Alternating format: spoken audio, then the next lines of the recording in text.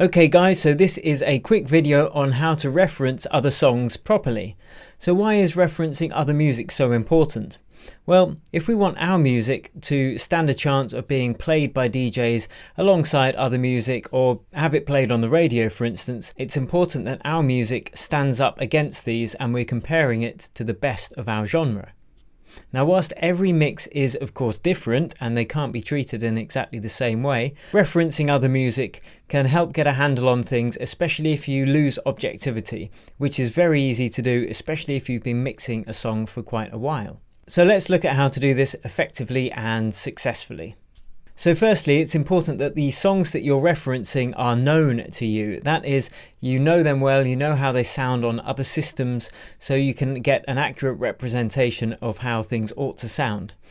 Now, obviously, the best quality is going to be better, like a WAV file or a .aiff file, but usually MP3 at 320 kbs will be fine for the job. So choose a song that is obviously in as similar a genre to yours as possible, that you know is mixed well because it sounds good to you, and then load it into the top of your mix project and assign a shortcut to the solo so you can very quickly compare it against your own song.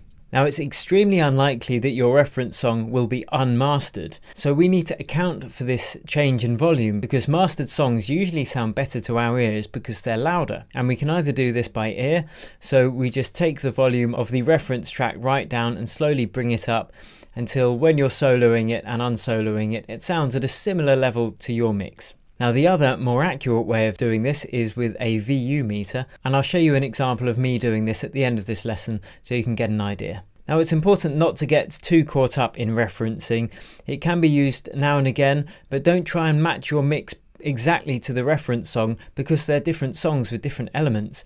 But in terms of working out how loud the kick is compared to the bass line, for instance, it can be a very useful tool indeed. Also, I would say remember to reference similar parts of similar songs. So if you've got your drop in your song, for instance, don't reference it to the break in your reference song because the whole dynamics of the song are going to be different at that point. So reference a drop to a drop or a break to a break. And if you want to bounce down a quick mix of your song, that can be a good way to do it as well, because then you're not distracted and you can just make notes on a piece of paper about the changes and the tweaks you want to make in your song, and then when you go back into your mix project you can follow your notes and make those changes. As I said, I'm going to quickly show you how I match the levels in a project, and apart from that, it's that simple. So here we have our mix project for Energy, and I've just created a new audio track and loaded in my reference song. Now, it's in a similar genre to the song I'm mixing, and that's very important. So let's just listen to what it sounds like all together. So we can hear the Ghost song, or the reference song, is out of sync with our music, and it's much too loud as well. So first, let's get it in the correct tempo. Now, it's important to use a song that's very similar in tempo to yours, because if you change the tempo too much, it actually affects the audibility. So you wouldn't use a drum and bass song to reference a chill out or a house song, for instance.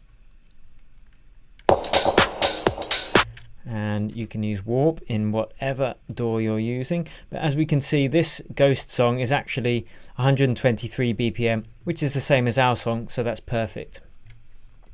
Okay, next is to get the levels right.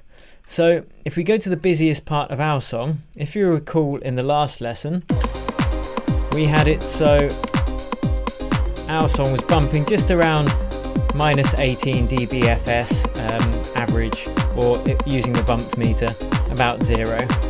It's a bit high there, so we're just going to take it down a bit with this level meter. There, that's fine.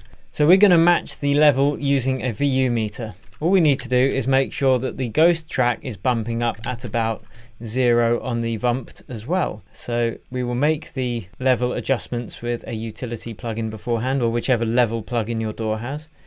Open up the Vumped, or whichever VU meter you're using.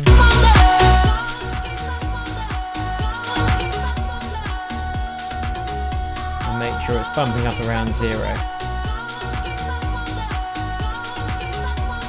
And now it should be comparable to our song in terms of level and how loud it sounds.